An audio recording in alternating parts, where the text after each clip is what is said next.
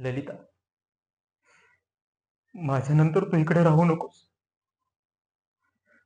माझे आई वडील तुला सांभाळतील देखील, परंतु तुला तुझ्या माहेरी बरं वाटेल. अभद्र काय त्यात? खरं तेच बोललो. आता मला नाही वाटत माझ्याकडे खूप जास्त दिवस उरलेत असं. शेवटची घटका जवळ आली आहे. मान्य आहे, हे असं निर्वाणीत बोलणं शोभत नाही.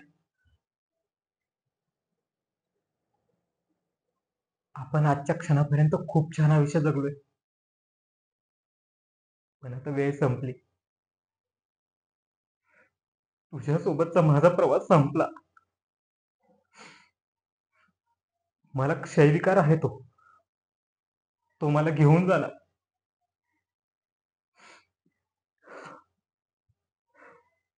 आई बाबा, ललिता, मला क्षमा करा. आता आपली साथ जास्त नाही. माझ्या वाचून राहायची तयारी करा.